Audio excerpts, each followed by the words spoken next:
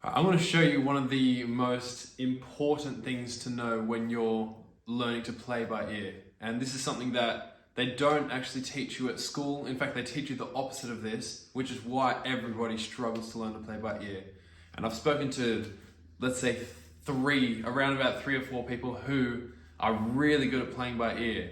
And they actually use this exact same way of thinking. So this is a mindset, it's a way of thinking. They teach you the opposite at school. Here we go. So, the trick is think major. Think in major scales. Completely, almost when you're learning to play by ear and you're playing a piece by ear, forget minor scales. So at school they teach you major, but they also teach you, right? They teach you C major, they teach you A minor. But A minor exists in C major.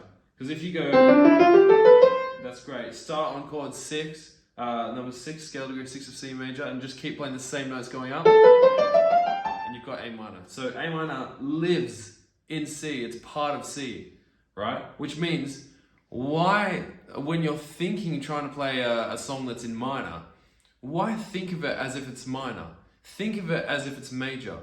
Because one of the most important points, this is something I'm going to keep coming back to, is that playing by ear, relative pitch, is all about having a relative pitch. You need something to go off, right? So we need to create that anchor point.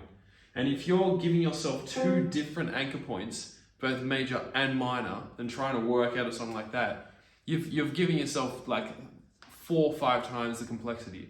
So we're giving ourselves 1 anchor point, and that's C major, all right? We're going to keep it in C major for simplicity for this lesson. You can do this in every key, but C major. So let's take a song, for example. Let's take Let It Be. Alright, it starts on A minor, and it goes down at 6.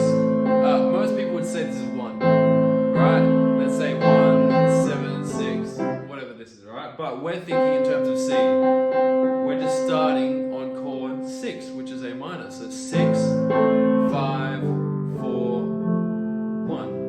1, 5, 4, 1. And that's moving pretty fast, but what I'm doing there is I'm just thinking of everything in relation to C. Alright? C is 1 in, this is how I'm thinking of it. C is 1, D is 2, 3, 4, 5, 6, 7, back to 1 in C. So all I'm doing is I'm doing 1, 2, 3, 4, 5, 6. I know it starts at 6, so that's about 6, 5, 4, 3, 2, 1, 1, 2, 3, 4, 5, 4, 1. That's what I'm doing in my head. I'm actually counting up and down that scale. I'm just doing it really fast.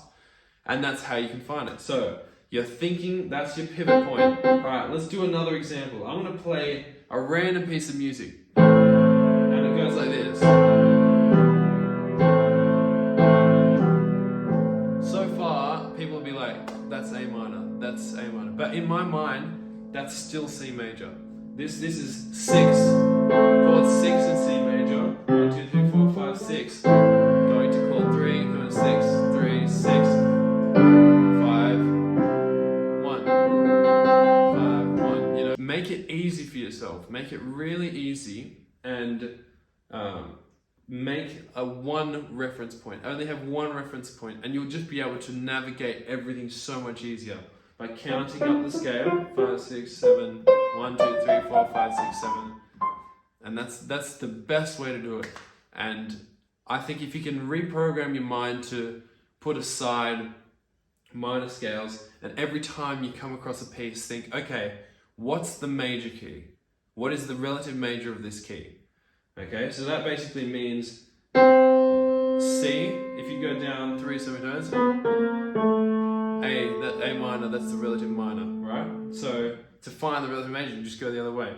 If we're in a key that sounds minor, take that minor chord, 1, 2, 3, go up, and now you've got the major. And think in that major.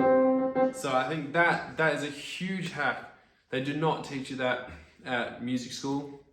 In fact, when I was studying at the con, they told me that this is minor 1, little 3, little 1. And basically I had to reprogram in my brain on how to think about things, because it was such a strange way to think about it, because I've always come back to home. And we know what that feels like. We know this is just a journey. No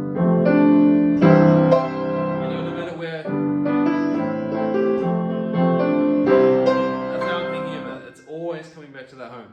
So I hope that really helps you.